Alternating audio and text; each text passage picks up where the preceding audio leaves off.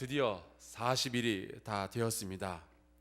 이날이 오기를 40일 전부터 기다려 왔는데 언젠가는 우리의 광야도 이렇게 다 지나가게 될 줄로 믿습니다. 우리는 부활의 기쁨을 맞이하게 될 거고요. 여러분이 지금 광야 안에 들어있든 혹은 광야가 여러분 안에 들어있든 주님의 손길이 여러분을 붙드시고 새롭게 하시고 성숙하게 하시기를 주의 이름으로 축원합니다.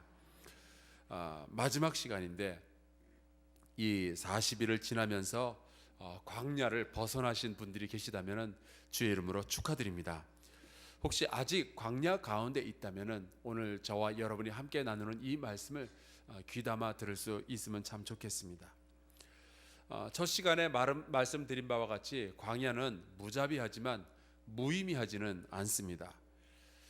광야는 멋진 곳은 아니에요. 하지만 필요한 곳입니다. 제가 경험하는 신앙의 신비 가운데 하나는 사람들은 안락하고 배부르며 염려와 근심이 없는 곳에서는 영적 성장이 참 일어나지 않는다는 사실이에요. 외로움을 경험해 보지 못한 사람은 이 영적 공동체의 중요성을 잘 이해하지 못하고, 결핍을 경험해 보지 못한 사람은 풍족함에 있어서 감사하기가 참 힘이 듭니다. 방향을 몰라서 헤매어 본 사람만이 인도자가 있다는 것이 얼마나 소중하다는 것을 알 수 있고요. 나의 능력이 한계에 다다랐을 때 그제서야 하나님이 크게 보이는 광야는 그래서 우리에게 필요합니다. 그걸 잘 아는 저는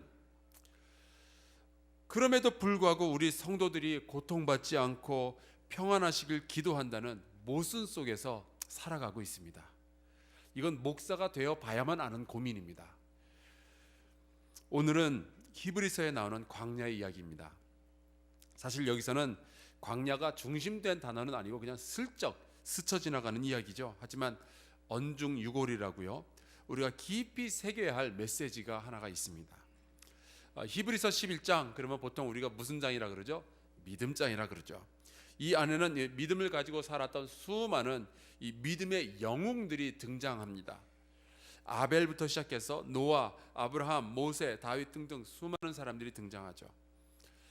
그런데 이 많은 사람들의 그 리스트를, 이름을 쫙 보니까 약간 좀 속상한 게 있는데 성직자는 딱 한 명이에요. 사무엘.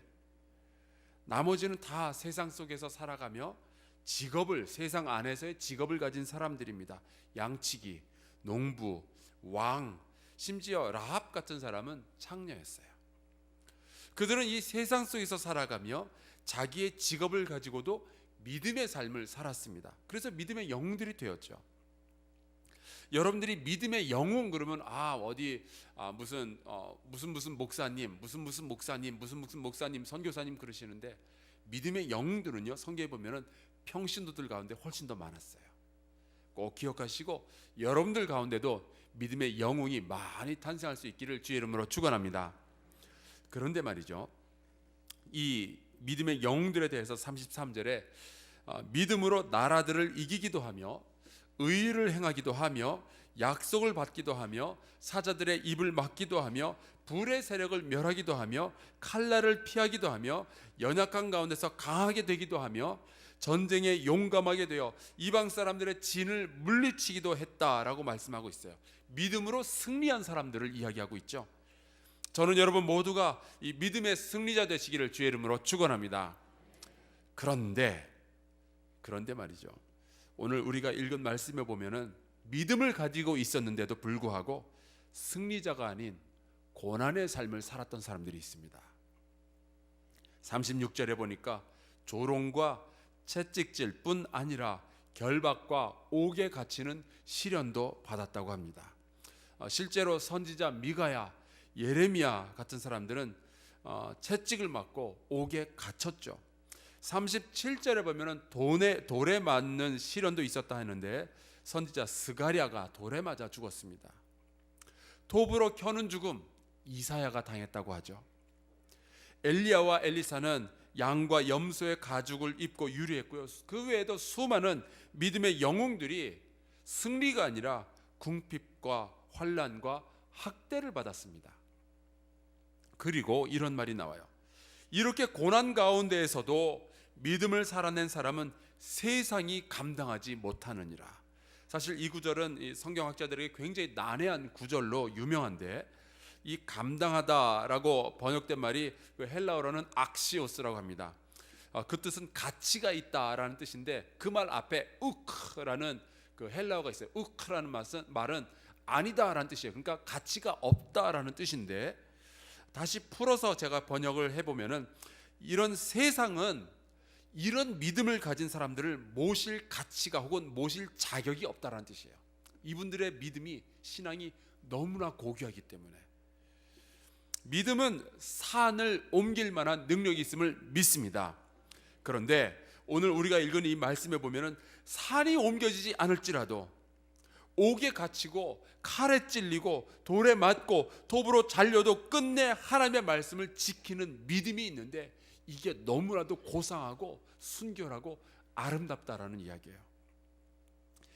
이것은 정복자의 믿음이 아니라 순교자의 믿음입니다. 오늘 저녁에 십자가에 달려 죽으신 예수 그리스도의 믿음이 바로 이 믿음이에요. 당장 십자가에서 뛰어내려와서 자기를 십자가에 못 박는 모든 사람들을 멸할 권세를 지니고 계셨지만, 그분은 묵묵히 그 고난을 감당하셨죠. 그리고 그 믿음을 가진 자는 존귀하다는 것을 이 히브리서가 설명을 하고 있습니다.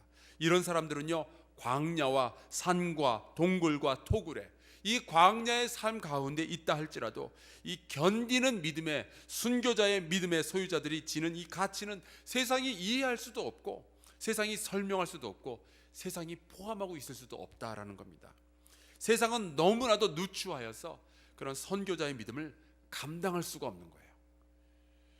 자, 그렇다면 고난에도 불구하고 믿음을 지킨 이 신앙의 선배들, 믿음의 영웅들과 우리는 어떤 상관이 있을까요? 여기서 39절을 잘 봐야 됩니다. 이 사람들은 다 믿음으로 말미암아 증거를 받았으나, 히브리서 11장에 나오는 이 믿음의 영웅들은 구약의 영웅들이에요. 이들은 믿음으로 말미암아 영웅이다라는 칭송을 얻게 되었다라는 말입니다. 믿음이 뭔지를 보여준 거예요. 하지만 그들이 이루지 못한 것이 있습니다. 그것은 약속된 것을 받지는 못했다라고 해놨습니다. 이 말은 그리스도 예수는 못 봤다라는 이야기예요. 믿음이 뭔지를 보여주었으나 그 믿음의 완성, 예수 그리스도를 믿을 기회는 갖지 못했습니다. 왜냐하면 예수님보다 먼저 태어난 사람들이니까. 그리고 40절이 굉장히 정교한 해석이 필요합니다. 이는 하나님이 우리를 위하여 더 좋은 것을 예비하셨은즉 우리가 아니면 그들로 온전함을 이루지 못하게 하려 하심이라. 예수 그리스도의 복음이 이 땅에 있기까지 순교자의 믿음을 가진 사람들은 그렇게 참고 견디며 광야의 고통 중에서도 버텨냈습니다. 그렇게 버티고 버텼던 이유는 하나님의 뜻이 이 땅 가운데 이루어져야 하기 때문이었어요. 그런데 그들의 후손인 우리가 이제 완전한 믿음의 대상인 예수 그리스도의 복음까지 가졌는데, 후손들은, 그 선조들은 갖지 못한 그 아름다운 약속, 예수 그리스도를 우리가 이제 알게 되었는데, 지금 우리가 처해 있는 광야가 힘들다고, 어렵다고, 좌절하고 쓰러지고 믿음을 떠나면 우리의 믿음의 선조들이 피땀 흘려 이루어놓은 그 믿음의 유산은 온전해질 수가 없는 거예요. 그분들이 해놓은 모든 일들이 허사가 되는 거죠. 우리의 선조들은 일본으로부터 독립하려고 목숨을 던졌어요. 공산주의를 이기려고 목숨을 던졌고, 대한민국의 경제를 일으켜 세우려고 그렇게 헌신했고, 대한민국의 교회가 부흥하기 위해서 그렇게 기도했고, 이 한사랑교회는 지난 40년 동안 부흥하기 위해서, 하나님의 뜻을 이 땅 가운데서 이루기 위해서, 선교하기 위해서 그렇게 애써왔어요. 온갖 고통과 멸시를 견디어내면서 여기까지 왔어요. 그분들의 헌신과 기도 덕분에 우리는 지금 믿음의 선배들보다 더 좋은 환경에서 신앙생활을 하게 된 거죠. 그런데 여기서 우리가 광야가 어렵다고 무너지면 그들의 모든 헌신이 헛수고가 되는 거예요. 분명히 광야의 고통은 우리의 주변에도 있고 우리 안에도 있고 우리 앞에도 놓여져 있을 거예요. 소설이 아니라 실화죠. 그리고 우리가 매일처럼 겪어야 하는 현실입니다. 당장 우리가 이 고난의 광야를 벗어나지 못한다 하여도, 믿음으로 정복자가 되지는 못한다 하여도 여전히 믿음으로 버티고 순종하며 고통 가운데서도 하나님의 뜻이 이루어지기를 기도하는 사람들의 믿음은 이 세상과 비교해 볼 때 너무나도 고귀한 거예요. 성경이 인정하고 있고요. 그들의 믿음이 있을 때 선조들, 우리의 선조들의 믿음이 오히려 완전한 하나님의 작품이 되어가는 것입니다. 광야는 현재 진행형이에요. 우리가 광야에 대한 묵상이 다 끝난 다음에도 여전히 광야는 여러분을 찾아오게 될 겁니다. 여러분이 잠시만 한눈 팔면은 여러분은 광야 속으로 들어가게 될 거예요. 우리가 이 자리에서 신앙생활을 할 수 있게 된 것은 예수 그리스도의 희생이 있었기 때문이고, 우리 믿음의 선조들이 고난을 견디어냈기 때문입니다. 이제 우리 순서예요. 자, 이제 우리 앞에 광야가 놓여졌을 때, 내가 이 광야의 길을 걸어가고 있을 때 우리가 믿음을 더욱 굳게 하고, 이게 광야든 가나안이든 상관없이 주 예수 그리스도만 바라보며 하나님의 뜻이 나의 광야에서, 나의 가나안에서 이루어지기를 기도하며 한 걸음씩 걸어 나갈 수 있는 저와 여러분 되시기를 주 예수 그리스도의 이름으로 축원합니다. 우리 함께 주기도문함으로 예배 마치겠습니다. 하늘에 계신 우리 아버지여, 이름이 거룩히 여김을 받으시오며 나라가 임하시오며 뜻이 하늘에서 이루어진 것 같이 땅에서도 이루어지이다. 오늘 우리에게 일용할 양식을 주시옵고, 우리가 우리에게 죄 지은 자를 사하여 준 것 같이 우리 죄를 사하여 주시옵고, 우리를 시험에 들게 하지 마시옵고 다만 악에서 구하시옵소서. 나라와 권세와 영광이 아버지께 영원히 있사옵나이다. 아멘. 오늘 우리가 함께 기도하겠습니다. 우리 사순절을 지켜주신 하나님께 감사를 드리고요, 하나님 아버지여, 내가 어느 곳에 있든지 주 예수 그리스도만 바라보며 주의 말씀에만 순종하는 하나님 아버지 믿음의 영웅이 되어가도록 주여 저를 붙들어 주시옵소서. 주여 크게 한번 외치고 동성으로 기도하며 주 앞으로 나아갑시다. 주여!